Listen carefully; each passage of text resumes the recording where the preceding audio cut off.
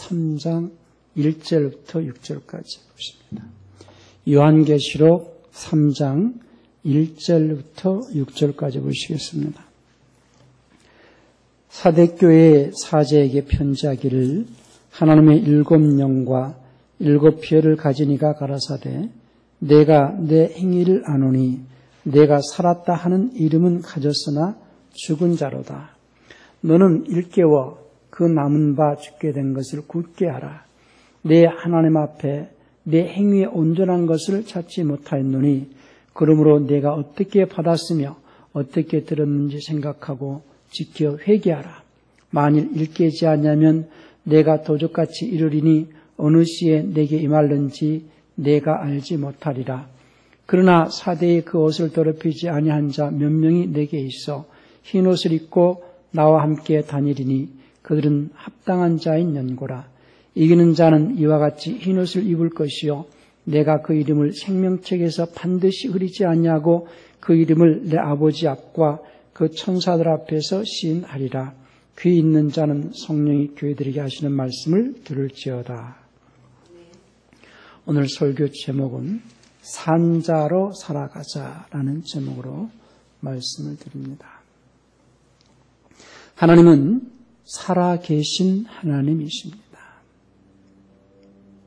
살아계신 하나님께서 만물을 창조하시고 인간을 지으신 목적이 무엇인가를 알고 창조주께서 만드신 그 목적에 따라 살아가는 생활이 신앙생활입니다. 어떤 이들은 신앙생활을 종교생활이라고 생각하면서 교회당을 다니는 자도 있지만은 기독교는 종교생활이 아니고 신앙생활인데 신앙생활은 하나님께서 만물을 창조하시고 인간을 창조하신 목적이 무엇인가를 알고 창조주께서 만드신 목적에 따라 살아가는 생활이 신앙생활이다. 그렇기 때문에 삶 자체다 이렇게 말할 수 있습니다. 우리는 종교활동을 하는 게 아니고 내 인생 하나님께서 나에게 생명 주셔서 육체 안에 살아가는 내 인생의 삶을 살아내는 생활이에요. 사람이라는 존재는 하나님께서 주신 생명을 육체 안에서 살아내는 존재가 사람입니다. 천사는 육체가 없어요. 그러나 인격적인 존재이면서 하나님의 생명을 영 안에서 자신의 인격을 드러내지 아니하고 철저히 창조주 하나님 앞에 순종하는 자, 영 안에서 인격이지만 하나님께서 주신 인격을 생명을 가지고 영 안에서 살아낼 때의 천사라고 합니다. 그런데 그 하나님의 말씀에 철저히 순종하지 않고 타락한 불순종한 자가 이제 마귀가 되는 거죠. 사람도 역시 하나님께서 주신 생명을 육체 안에서 살아낼 때에 생명이 있는 살아있는 그 살아있는 사람, 그러니까는 살아계신 하나님 앞에서 생명을 공급받아서 육체 안에서 자기 삶을 살아낼 때에 산 사람 이렇게 표현하거든요. 산 사람. 그런데 하나님의 말씀을 거절하고 불순종했을 때를 죽었다 이렇게 말합니다. 그래서 첫사람 아담은 창세기 2장 7절에서 하나님께서 사람을 지실 때에 흙으로 지으시고 그 콧구멍에다가 생명의 호흡을 불어넣었더니 사람이 살아있는 혼이 된지라 이렇게 되어 있는 것을 개역성경에서는 생명으로 이렇게 바꿔놨죠.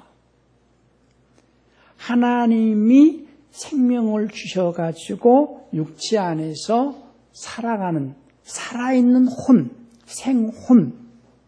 그런데 그 생혼이 그 말씀에 불순종함으로써 죽었다. 이렇게 말한 겁니다.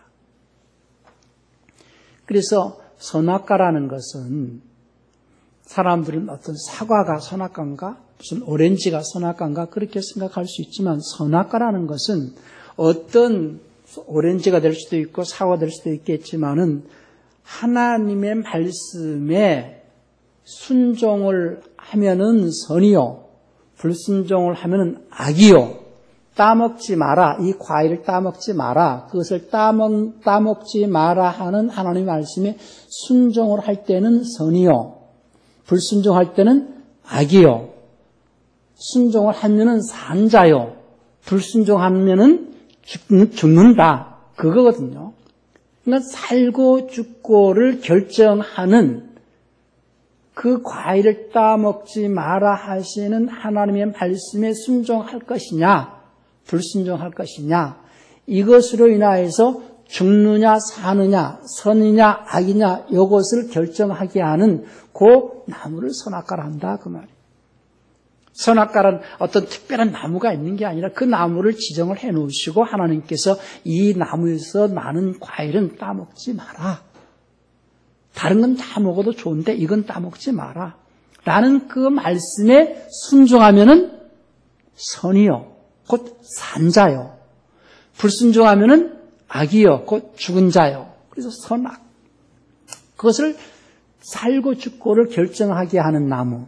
근데 그 나무 자체가 살고 죽게 하는 게 아니고 하나님의 말씀에 순종하느냐 불순종하느냐, 어떤 말씀에 순종하고 어떤 말씀에 불순종하느냐, 이 나무에서 나오는 열매는 따먹지 마라 하는 그 말씀에 순종하면은 산자요.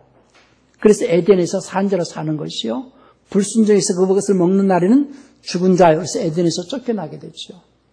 근데 처음에 사람은 산자였거든요. 산혼이었다 그 말이에요. 그래서 하나님의 말씀에 순종하는 그 아담은 하나님과 교제가 있고 하나님의 성품을 나타낼 수 있고 하나님께서 주신 그 에덴의 환경에 살아갈 수 있었죠. 그런데 그것을 따먹는 순간에 하나님 관계는 끊어지고 에덴이라는 환경에서 쫓겨나고, 그리고 난 다음에 이제 하나님의 성품과 속성을 나타내지 않냐고 마귀의 속성과 성품을 나타내어졌을 때 이것이 죽은 상태거든요. 왜냐? 하나님의 말씀에 순종했을 때는 하나님의 성품을 받아들여서 그대로 행동하니까 선이지만은, 하나님의 말씀을 거절하고 마귀의 말을 듣고 마귀의 말대로 행동함으로써 마귀의 속성이 나타내졌을 때, 그래서 죄라는 것은 첫 번째 하나님의 말씀에 불순종하고 하나님과 관계가 끊어져서 하나님이 만들어 놓으신 환경에서 떠났을 때 그것이 죄. 근데 그 죄를 원죄라 하고, 그 죄가 들어왔을 때에 이제 마음에서 이제 악한 생각이 나죠. 악한 생각이. 그래서 이 마음에 그 악한 생각을 가지게 된 그 마음을 하나님께서는 다스려라. 그래서 이제 가인 때에 그것이 나오게 되어지는데, 그 마음을 다스려라. 죄에서 오는 내게서는 너는 죄를 다스려라. 이렇게 주님 말씀하시는데, 원래 원문 표현은 어떤 표현이냐면, 죄가 쉽게 해서 문 밖에서 죄가 쉽게 해서 그 마음속에 죄가 웅크리고 있다는 거예요. 그 시골집에 가면은 그 대문에다가 개조심 이렇게 써놨죠. 그 맹견조심. 개가 집 안에서 이렇게 웅크리고 있다가 어떤 사람이 지나가면 왕왕 하고 짖듯이 이 마음속에 죄가 들어와 가지고 어떤 환경이 되어졌을 때 죄가 드러날 텐데, 그 죄를 드러나지 못하도록, 죄가 웅크리고 있는 그 죄를 드러나지 못하도록 이렇게 잘 절제하고 그걸 다스려야 되는데, 그것을 다스리지 못하고 얼굴로 탁 나타내니까 안색이 이제 변화해지고, 그 죄가 첫 번째 행동으로 나타나는 것이 이제 경노한다, 화를 낸다는 거예요. 우리 창세기 4장을 한번 볼까요?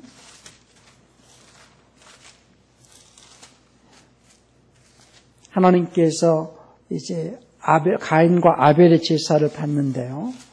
그 아벨의 제사를 받으시고 가인의 제사를 받지 않으니까 이 아벨이 창세기 4장 4절입니다. 아벨은 자기도 양의 첫 새끼와 그 기름으로 드렸더니 여호와께서 아벨과 그 제물을 연락하셨으나 가인과 그 재물은 연락하지 아니하신지라 가인이 심히 분하여 할 때에 그 5절이 이 분하여 그런데 경노했다는 거예요. 그리고 뭐가 변했어요? 안색이 변하고 6절에서는 여호와께서 가인에게 이르시되 내가 분하여 하면 어찌미며 성질냈다는 거예요. 안색이 변하면 어찌미뇨. 내가 선을 행하면 어찌 낯을 들지 못하겠느냐. 선을 행치 않으면 죄가 문에 엎드리느니라. 죄의 소원은 내게 있으나 너는 죄를 다스릴지니라.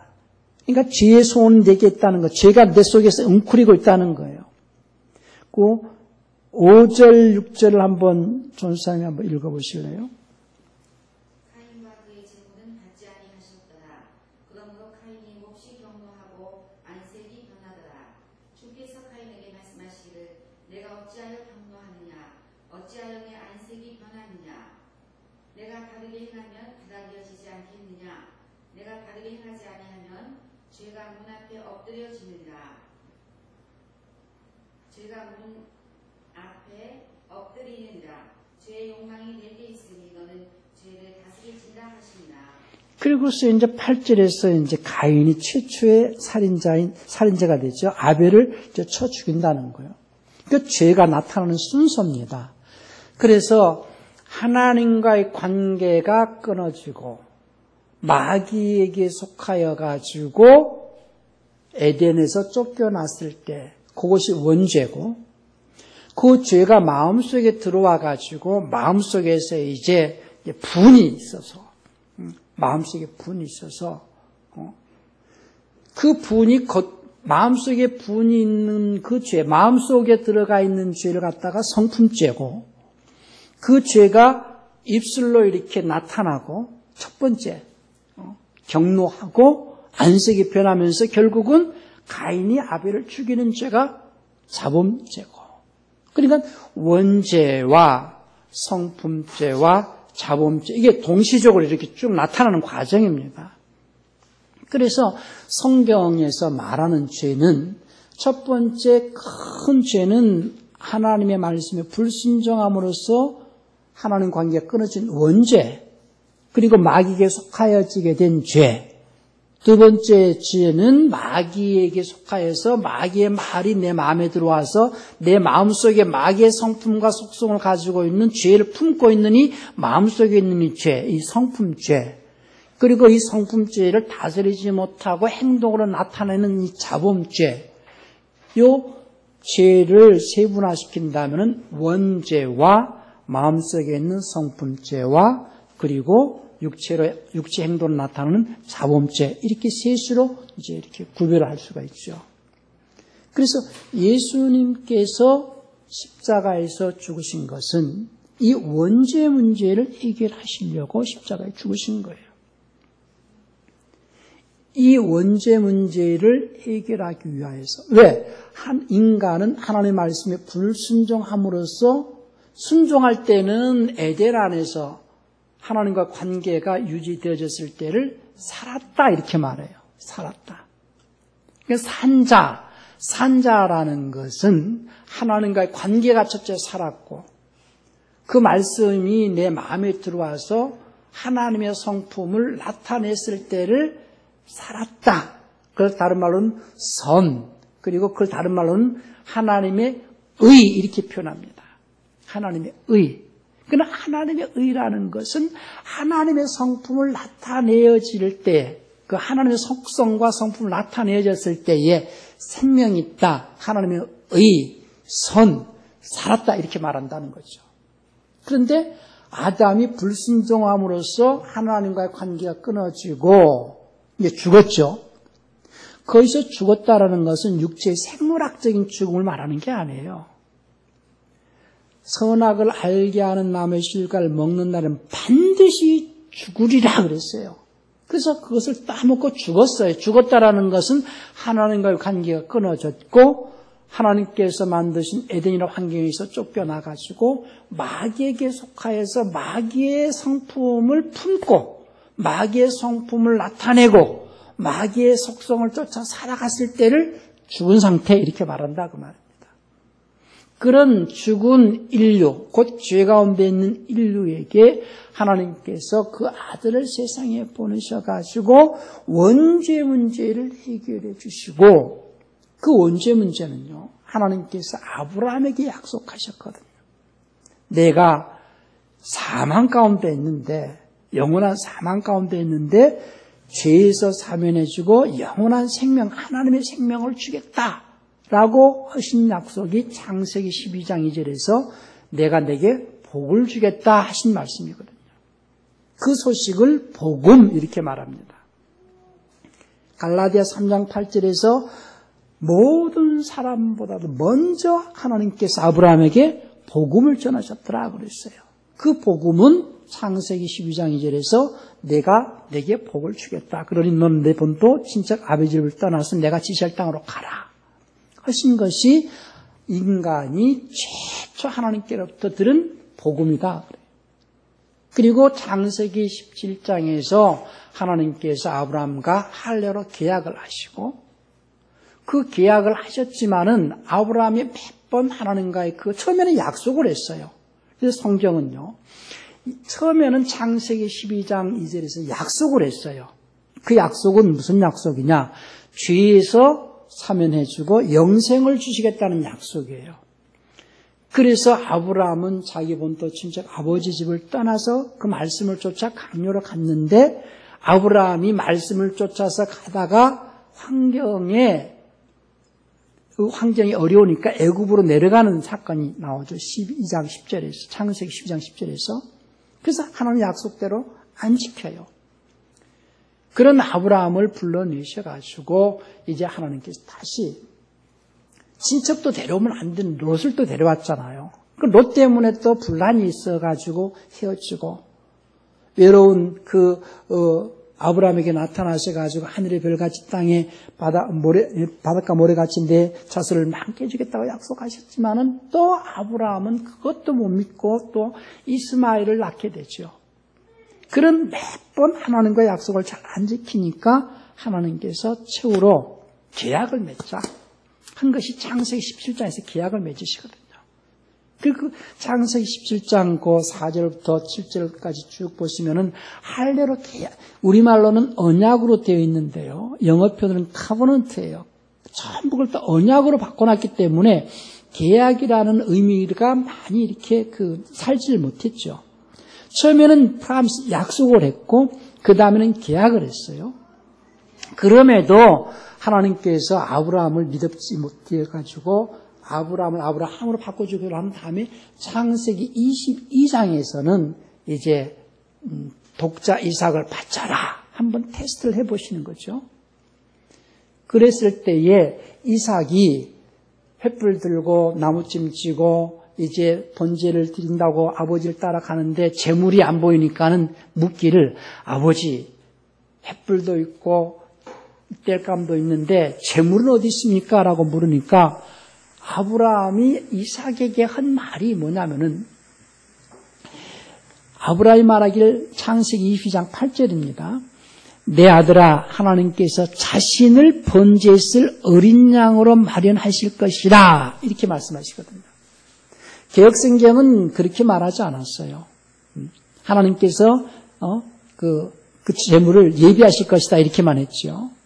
창세기 22장 8절에서 킹제임스에서는 아브라함이 말하기를 내 아들아 하나님께서 자신을 번제했을 어린 양으로 마련하실 것이다 하신 그 아브라함이 고백한 그 고백을 성취하시려고 하나님께서 22장 18절에서 맹세를 하시거든요.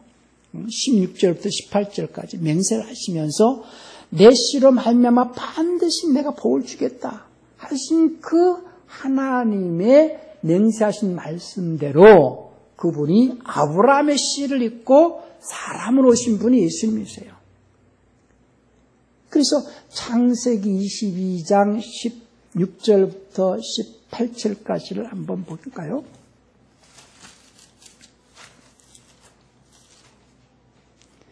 가라사대 여호와께서 이르시되 내가 나를 가리켜 맹세하노니 내가 이같이 행하여 내 아들 독자 아끼지 아니하였은즉 내가 내게 큰 복을 주고 내 씨로 크게 성하여 하늘의 별과 같고 바닷가의 모래 같게 하리니 내 씨가 그 대적의 문을 얻으리라. 또 내 씨로 말미암아 천하 만민이 복을 얻으리니 이는 내가 나의 말을 준행하였음이니라 하셨다 하니라. 그래서 아브라함의 씨로 예수님이 오신다는 거예요. 히브리서 그래서 2장 16절에서 또 내용을 또 바꿔놨는데요. 그래서 하나님께서 아브라함 때 오실 때에는 천사의 모습으로 천사의 모습으로 오셨지만 이제 하나님께서 아브라함의 씨를 입고 오셔서 사람으로 오셨다는 겁니다. 히브리서 2장 16절도 한번 볼까요? 진실로 그분께서는 자기 위에 천사들의 본성을 취하지 아니하시고 자기 위에 아브라함의 씨를 취하셨도다. 아브라함 때 오셨을 때는 천사들의 본성을 취해서 아브라함이 나타나셨던 분이 천사들의 본성을 취하지 아니하시고 아브라함의 씨를 취하셔서 이 땅에 오신 그분이 예수님이시다. 그러니까 히브리서 2장 16절 같은 경우도 굉장히 중요한 구절입니다. 그런데 개역성경에서는 천사들을 붙들어 주려 하심이 아니요 아브라함의 자손을 붙들어 주려 하십니다. 이렇게 바꿔놨거든요. 창세기 22장 8절에서 아브라함이 이삭에게 고백하죠. 하나님께서 자신을 번제에 쓸 어린 양으로 마련할 것이다. 한 대로 자신이 번제에 쓸 하나님의 어린 양으로 오시려고 아브라함의 씨를 입고 오신 그분이 누구시다? 예수님이시다. 그래서 디모데전서 3장 16절에서 하나님께서 육체 안에 오셨다는 것을 굉장히 강조하는데 그 내용을 또 바꿔놨어요. 하나님께서 육체 안에 오셨다. 그분이 예수님이신데 예수님께서 육체 안에 오셨다는 것을 부인하면 적그리스도라고 그랬어요. 적그리스도라고. 이건 부활과 굉장히 관계 있는 부분이고요. 구원과 관계 있는 부분이기 때문에 그 성경을 우리가 킹제임스를 봐야 되는 당위성이 그런 곳에 있거든요. 왜 이 내용을 바꿨느냐? 이것은 부활에 이르지 못하려고, 구원에 이르지 못하게 하려고 이걸 바꿔놨다. 이걸 설명할 수 있어야 되거든요. 그래서 하나님께서 첫사람 아담의 불순종으로 죽은 인류를 죽었다라는 것은 혼이 죽었다는 거예요. 혼이 죽었다라는 것은 하나님의 속성, 하나님의 성품을 나타내지 못하고 곧 하나님의 의를 나타내지 못하고 마귀의 속성을 가지고 마귀의 성품을 나타냈을 때를 죄 이렇게 말해요. 죄와 의의 차이. 죄의 반대는 의죠. 의는 하나님의 성품을 나타낼 때는 의요. 죄는 마귀의 속성을 나타낼 때는 죄요. 그러면 죽었다라는 것은 마귀의 속성을 품고 살아갈 때를 죄인 이렇게 말하거든요. 그 죽은 인류를 하나님께서 살리시려고. 누구를 살리시려고요? 죽은 인류를 살리시려고 예수님을 보내신 거예요. 그래서 요한복음 3장 16절에서 하나님이 세상을 이처럼 사랑하사 독생자를 주셨으니 이는 저를 믿는 자마다 멸망치 않고 영생을 얻게 하려 하심이라. 그랬고 17절에서는 하나님께서 그 아들을 세상에 보내신 것은 세상을 심판하려 하심이 아니요 세상을 구원하려 하심이다 할 때 그 구원은 마귀로부터 구원이요 원죄에서 구원이에요. 그걸 다른 말로는 죽은 자를 살리셨다는 거예요. 예수님께서 첫째 예수님께서 사람으로 오신 것, 예수님께서 아브라함의 씨를 입고 오신 것은 죽은 인류를 살리시려고 오셨다. 그래서 그분이 십자가에 죽으심으로 온 인류의 죄를 담당하시고 죽으셨다는 거예요. 이스라엘 사람들의 죄만 담당하고 죽으시거나 앞으로 믿어야 될 그 사람들만 위해서 죽으신 것이 아니고 모든 인류의 죄를 담당하시고 죽으셨다. 그러니까 조건을 붙여서 구원하신 것이 아니라 아무 조건 없이 누구라도 모든 인류의 죄값을 지불하기 위해서 예수님은 십자가에서 죽으셨다. 그것이 요한 1서 2장 2절이잖아요. 요한 1서 2장 2절에서 저는 우리 죄를 위한 화목제물이니 우리만 위할 뿐 아니요 온 세상의 죄를 위하심이라 그랬어요. 예수님께서 십자가에서 죽으신 것은 온 세상의 죄를 위하여 할 때 그 온 세상이 지은 죄는, 온 인류가 지은 죄는 무슨 죄예요? 원죄예요. 그 원죄 아래서 죽은 인류를 위하여서 죽으셨으니 죽은 자를 대신하여 죽으셔서 인류를 살리셨다는 거예요. 살리셨다는 거예요. 예수님이 십자가에서 죽으신 것은 인류를 살리시려고 죽으셨다. 사람들은 예수 믿으면 구원받습니다 이렇게 말합니다. 말을 바꿔야 돼요. 예수님께서 인류를 살리셨습니다. 그것을 믿으세요. 예수님께서 우리의 죄를 담당하고 죽으셔서 우리를 살리셨습니다. 그것을 믿으세요. 말이 다르거든요. 믿으면 구원을 받습니까? 구원한 것을 믿으라는 얘기입니까? 구원하신 것을 믿으라는 거예요. 그 말이 기쁜 소식이기 때문에 복음 이렇게 말하거든요. 그러니까 말 한마디가 뉘앙스가 조건부 같아. 예수 믿어야 구원받는다고 생각을 하게 만든다는 거예요. 예수 믿어야 구원받는 게 아니고 예수님께서 구원하신 것을 믿으라는 거예요. 그러니까 그리스도인들이 전도를 할 때에 이 복음을 전하는 거죠. 기쁜 소식을 전할 때에 하나님께서 그 아들을 세상에 보내셔서 인류를 살리셨습니다.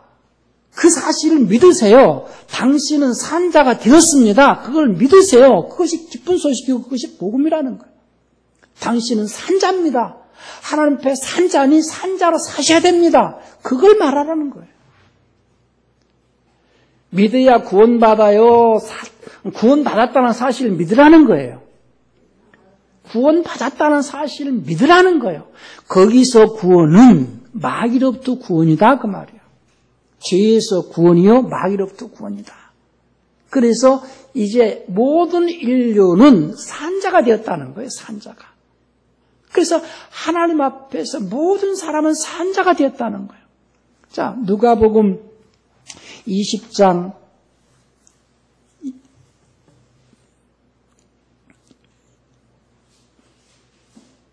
누가복음 20장 38절이죠.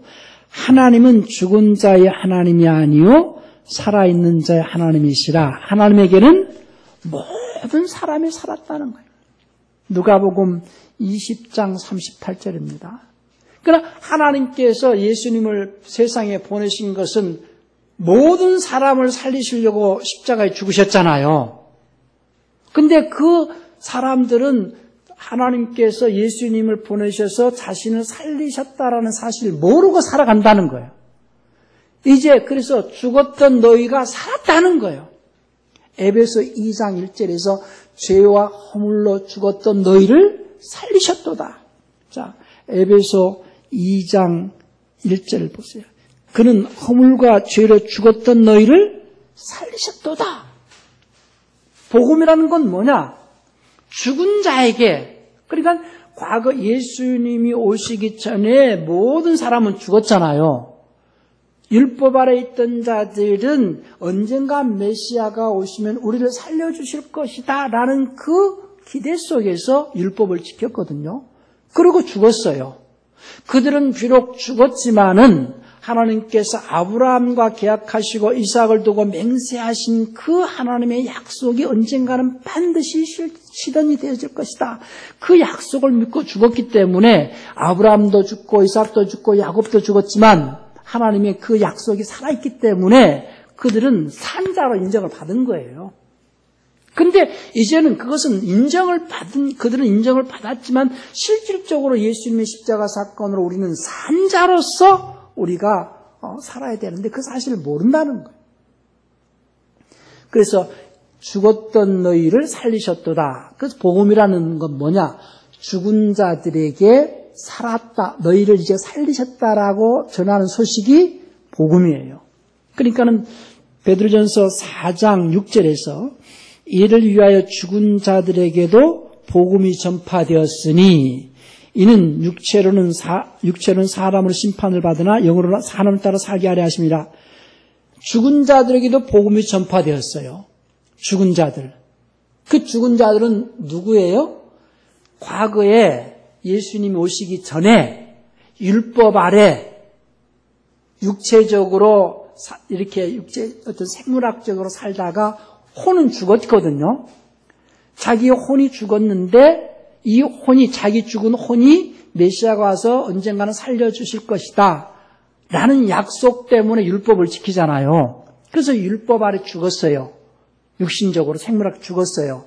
율법 아래 죽은 그들, 육체적으로 죽었지만 혼도 죽었잖아요. 그 죽은 혼들이 아브라함 품 안에 있었다 이 말이죠. 그 죽은 자들에게 드디어 기쁜 소식, 복음이 전해졌다. 그 말입니다, 이게 지금. 그러니까 이 성경을 이해하려면 첫 번째 창세기 그 3장의 사건을 잘 알고 인간은 어떤 구조로서 영과 혼과 육의 구조를 알아야 되고 이 원죄, 성품죄, 자범죄 문제를 잘 알아야 성경의 구조가 풀려질 수 있거든요. 그러면 오늘 하나님께서 계시록 3장 1절에서 사대교회에게 편지를 하시기를 하나님의 7영과 7표를 가진 이가 가라사대 내가 내 행위를 아노니 내가 살았다 한 이름은 가졌으나 죽은 자다 이렇게 말씀하셨어요. 살았다. 바로 이름은 예수를 믿는다는 것은 예수님은 하나님의 아들이시고 우리 세상의 구세주이시고 예수님이 나를 살리신 분이시다. 그러니 나는 예수님에 의해서 나는 산 자다. 그래서 예수님이 나의 구주이시다. 그걸 믿는다는 거죠. 그래서 살았다라고 하지만은 실질적으로 살았지만 너는 산자로 살지 않고 있구나 이 얘기예요. 산자로. 지금 많은 교회가 마지막 때 산자로 안 살고 있기 때문에 자꾸 회개하라고 외치거든요. 제가 지난 시간에도 말씀을 드렸어요. 요한이 요단강에서 유대인들한테 회개하라고 외칠 때에 바리새인과 서기관들은 자기가 율법을 잘 지켜서 죄가 없는 것 같이 으쓱대면서 의인 척하고 나왔기 때문에 요한이 이 독사의 세대야 누가 너에게 임박한 진노를 피하라 하더냐 회개에 합당한 열매를 맺고 와라. 내 뒤에 오시는 분은 죄인을 찾으러 오시는 분이니 빨리 죄인인 것을 고백하고 와라. 그래서 율법 아래 있다는 것은 곧 말씀 아래서 하나님의 말씀 아래서 죄인이라는 고백을 하면서 살아왔으니 이제부터 죄인이라는 고백을 침례를 통해서 하는 거거든요. 그래서 지난 시간에도 물은 하나님의 말씀을 의미하는데 구약의 물은 율법을 말하는 것이고 신약의 물은 믿음의 법을 말한다. 율법 아래 지배받고 있다는 것은 곧 나는 죄인인 것을 고백하면서 율법을 지킵니다. 언젠가 메시아가 와서 내 죄를 사해 주실 것입니다. 그러니 나는 죄인입니다라고 빨리 고백해라. 왜냐? 내 뒤에 오시는 그분이 바로 세상에 오시는 구세주고 죄 문제를 사해러 오시는 분이시다. 그래서 예수님께서 오시기 전에 요한을 통해서 먼저 회개하라고 외치시고 예수님이 드디어 오시면서 회개하라 외쳤다고 그랬죠. 회개하라는 것은 다른 말로는 용서해 준다. 드디어 하나님께서 첫사람 아담이 지은 죄를 용서해 주신단다. 그 소식이라고 그랬어요. 그것을 뭐라고 한다고요? 복음 그랬어요. 그래서 예수님이 처음 회개하라고 외쳤을 때에 온 인류를 향하여서 회개하라 하시는데 특별히 그 예수님이 외치시는 회개하라는 소식을 누가 가장 잘 들을 수 있어요? 율법 아래서 죄인인 것을 늘 기억했던 그들, 유대인들, 이스라엘이 알고 이스라엘이 그 회개하라는 그 말 알아들을 수 있기 때문에 유대 땅에 오셔가지고 회개하라고 외쳤어요. 그 당시에 우리나라의 삼국시대쯤 됐는데 그 시대에 회개하라고 우리나라에 외쳐봤다 알아듣는 자가 없어요. 그래서 예수님의 초림은 죄인을 불러 회개시키러 오시지만은 예수님의 재림은 의인을 찾으러 오신다는 거예요. 의인을. 그러면 의인을 찾으시는데 의인은 어디서 찾느냐? 세상에서 찾으시는 게 아니라 교회에서 찾으신다는 거예요. 그러니 교회에서 의인을 찾으러 오시는 주님을 영접하고자 한다면은 이제 너희가 산자로 살아있다는 것을 입증을 하는 거예요. 의인은 누가 의인이에요? 산자. 제가 얘기했잖아요. 아담이 불순종함으로써 죽었다라는 것은 곧 죄인이라는 것이고, 죄라는 것은 의의가 없다는 거예요. 네? 죄인이죠. 죄인은 죽은 자예요. 죽었다는 거예요. 혼이 죽었고 죽은 상태가 죄인이고, 그래서 예수님의 초림은 죄인을 불러 회개케 해서 이제 죄인들의 죄를 담당하시고 죽음으로써 그 죄인이 죽은 죄인을 살리라고 십자가에 죽으셨으니, 십자가에서 예수님이 죽으셔서 우리를 살리셨으니 너희는 산자로 살라는 거예요. 산자는 다른 말로 의인이라는 거예요. 의인. 그 사실을 믿는 것을 칭의. 자기가 예수님에 의해서 살았다. 곧 살았다는 건 의다 이 말이죠. 의인이다. 하나님께서 나를 살리셨다라는 걸 믿는 자를 하나님께서는 의롭다 칭하신다고 로마서 3장 26절에 말씀하셨고, 의롭다 칭함 받은 자들에게 의인의 삶을 살게 하시려고 믿음을 주셔가지고 믿음의 법을 지켜내서 믿음의 사람으로 살아가라, 의인의 삶을 살아가라 하는 것이거든요. 그러니까 의인의 삶을 살아가라 할 때에 의인의 삶을 사는 그 자를 산자 이렇게 말하는 거예요. 산자. 그러니까 산자인 것을 입증을 하는 거예요. 산자인 것을 입증하는 것은 다른 말로 의인이라는 걸 입증을 하는 거거든요. 예수님의 초림은 죄인을 찾으러 오십니까? 의인을 찾으러 오십니까? 예수님의 초림은 죄인을 찾으러 오시고, 예수님의 재림은 의인을 찾으러 오신다는 거예요. 의인을 찾으러 오시려고 미리 지금 계속해서 사인을 보내고 계시거든요. 사인.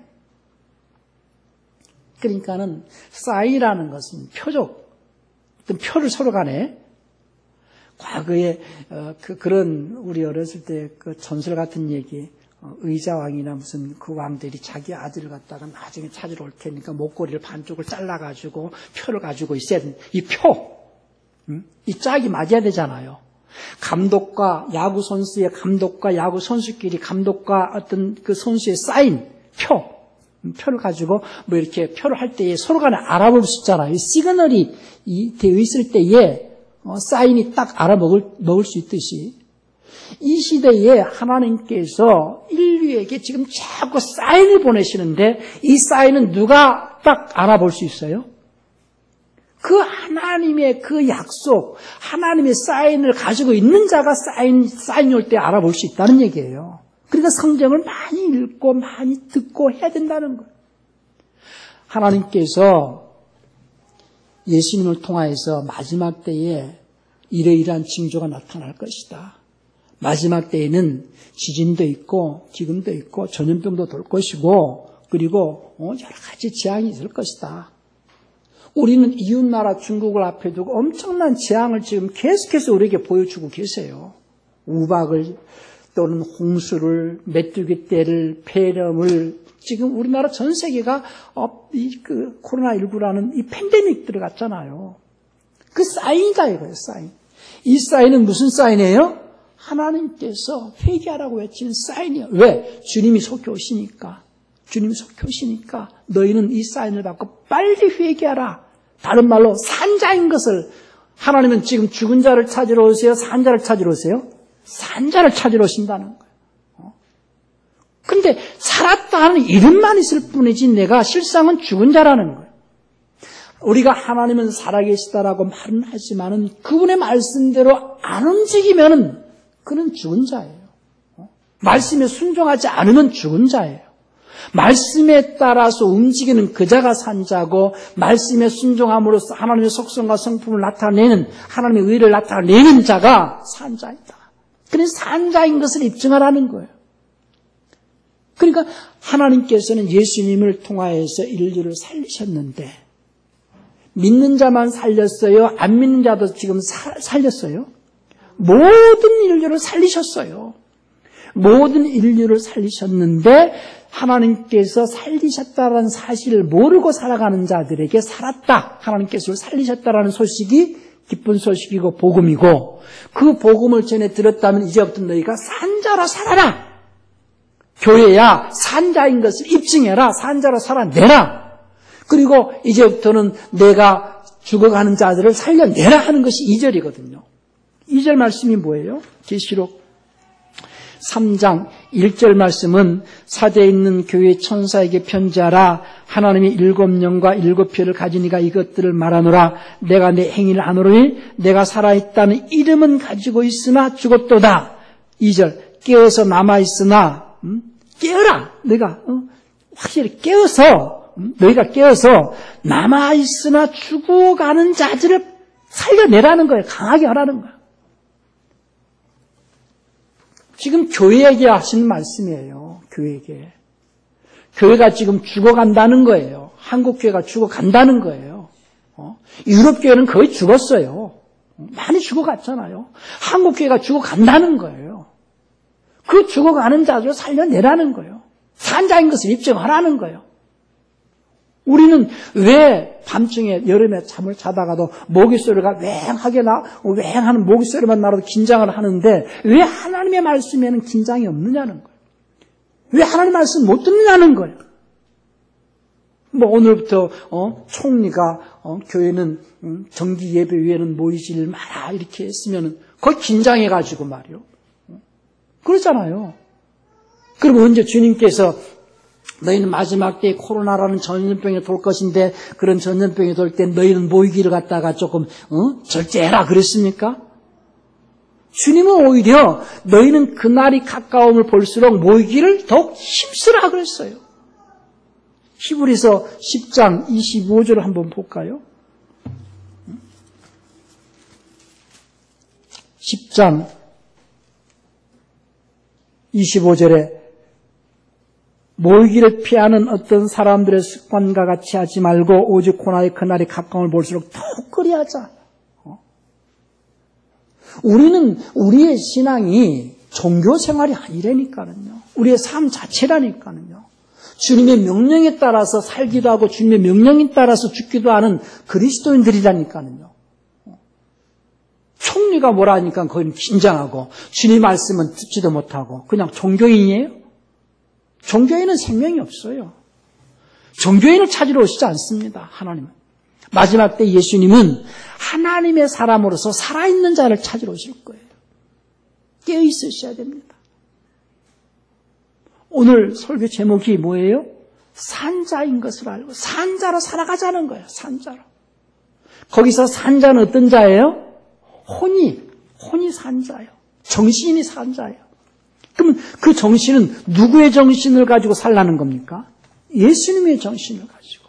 예수님 말씀에 민감하게 반응할 수 있고 예수님 말씀에 가라면 가고 오라면 오고 예수님 말씀대로 움직이는 그 자가 산자예요. 그래서 예수님의 성품을 나타내고 예수님의 속성을 드러내는 자가 의를 드러내는 것이고 그것이 산자예요. 그 자가 주님의 음성을 들을 수 있고 주님께서 주님께서 어느 날 몇 시에 오신다고 그런 약속이 있었습니까? 아무도 모른다고 그랬어요. 도둑같이 온다고 그랬어요. 도적이 어느 날인가 내가 맨날 몇 시에 당신 집 내가 물건을 훔치러 갈 테니까 문단속 달아서 그렇게 경고를 합니까? 부지불식간에 오시고 주님께서 그날과 그 시는 천사도 모르고 아들도 모르고 아버지만 하신다 그러시면서 항상 깨어있으라. 그리고 그 음성을 들을 수 있는 귀가 열려 있어야 되지 않겠어요? 그러니까 자꾸 그 사인을 갖다가 자꾸 보내는데 사인을 보낸지도 몰라. 제가 엊그제 공부하면서 90년생 청년한테 이렇게 눈을 껌뻑거렸어요. 이렇게 껌뻑거렸어요. 눈을 껌뻑거려도 무슨 뜻인지 몰라요. 그런데 이렇게 해봤어. 손가락으로. 이건 알아먹어. 눈을 껌뻑거리는 윙크는 못 알아도 손가락으로 이렇게 하트 표시하는 건 알아먹어. 뭔 말입니까? 세대마다 그 표가 다 다르거든요. 그러면은 지금 이렇게 윙크를 할 때에 우리 시대에 윙크하면 저 사람이 왜 저 여자가 나한테 왜 윙크하나 그러면은 마음이 어떻겠어요? 가슴이 쿵쿵쿵 뛰지 않겠어요? 예쁜 여자가 말이죠. 남자한테 윙크를 하면 가슴이 설레지 않겠어요? 아무한테나 윙크합니까? 아무한테나 그런 표를 해요? 그렇지 않아요. 지금 하나님께서 우리에게 표를 하신다는 거예요. 그런데 그 표를 알아보는 자가 누구겠냐는 거예요. 지금 작년에 그 박찬욱 감독이 그 기생충이라는 영화가 또 떠들썩해가지고 이렇게 텔레비에서 빼주고 그랬잖아요. 그 중에서 모리스 부어를 지하실에서 갇혀있는 사람이 이제 그 전기불로 그 스위치를 올렸다 내렸다 해서 모리스 부어 그 가로등불이 반짝반짝하는 게 모리스 부어거든요. 보통 사람들은 그걸 갖다가 저 전구가 다 돼가지고 깜빡깜빡거리는 거다 이렇게 생각할 수 있지만 그 모리스 부어를 읽을 줄 아는 사람은 저게 어떤 구조신호라는 걸 알아보잖아요. 마찬가지로 지금 하나님께서 계속해서 세상에 여러 가지 징조와 여러 가지 지진, 또 홍수, 메뚜기 떼, 폐렴, 우한폐렴, 전염병, 여러 가지 우박, 여러 가지 사인을 계속해서 보내고 있는데 이 사인을 누가 알아보느냐는 거예요. 누가 알아봐야 돼요? 그리스도인들은 알아봐야 되지 않느냐? 주님이 오실 때가 다가왔구나. 회개하자. 그러니까 계속해서 계시록은 그 얘기예요. 다른 얘기 아니에요. 사람들은 요즘에 제3성전이 어떻고 무슨 아마겟돈 전쟁 그것만 생각하죠. 아니요. 제3성전이 보이는 성전은 이미 피했다고 그랬어요. 완전히 속이는 거예요. 사람들이. 언제 예수님이 제3성전이 지어질 때 내가 그때쯤 오래 그런 적이 있어요? 없어요. 성경에는 그런 게. 보이는 성전은 이미 피했어요. 지금 보이지 않는 성전인 교회를 통하여서 교회 안에서 지금 주님께서 교회 안에서 누굴 찾으신다? 의인을 찾으시고 교회 안에서 산자를 찾으러 오신다고요. 그러면 주님의 사인을 가지고 있고 그 음성을 들을 수 있는 자, 천사장의 호령과 나팔소를 들을 수 있는 자는 누구냐는 거예요. 그 소리를 들을 수 있는 자가 누구겠냐 이거예요. 깨어 있으셔야 됩니다. 누구만이 그 음성을 들을 수 있어요? 산자만이. 산자만. 죽은 자는 절대 주님의 음성을 들을 수가 없어요. 그러니 깨어있으라. 그 말은 산자인 것을 입증하라는 거예요. 산자인 것을 입증하고 산자로 살라. 많은 사람들은 못 알아먹어도 누구는 알아먹어야 돼요? 우리는 알아먹어요. 그리스도인은 알아먹어야 되잖아요.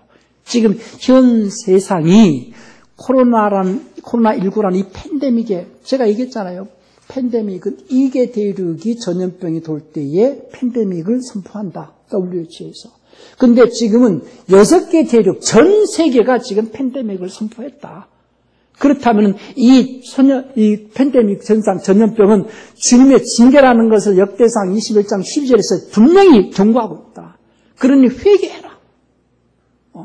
그것이 지금 오늘 그러면 주님께서 갑자기 각자 그 그리스도인들 개개인에게 직통계시를 이렇게 말합니까? 설교자를 통해서 말씀하십니까? 설교자를 통해서 대언자를 통해서 지금 말씀하세요. 교회여 깨어 있어라. 산자인 것을 입증해라. 살아있다는 이름만 있을 뿐이지 실상은 죽은 자라도 죽어가는 자를 살려내라. 깨어있는 교회, 살아있는 교회는 그 사명을 감당해야 됩니다. 우리 교회가 그런 교회가 되길 바라고요. 여러분들의 전도를 하기가 어렵다면은 자꾸 이 설교를 갖다가 GDM 성경연구원이라는 사이트에 그 SNS 유튜브에 올라가면 있어요. 자꾸 듣게 하세요. 주님 속히 오십니다. 깨어 있으셔야 됩니다. 주님께서 다시 오실 때는 죄인 찾으러 오세요? 의인 찾으러 오세요? 의인은 어디서 찾습니까? 교회에서 찾습니다. 교회가 주의 음성을 듣고 주님이 천사장과 호령의 나팔소리 내실 때에 주님 나 여기 있습니다 하고 주님께 들림받아 올라갈 수 있는 그런 성도가 되기 위해서 산자인 것을 입증하는 산자로 살아갈 수 있기를 예수님 축원합니다. 우리 시간 다 같이 통성을 기도하실 때 주여 이 마지막 때에 제가 산자인 것을 입증하는 그런 신앙인이 되기를 원합니다 하는 마음으로 통성으로 기도하시겠습니다.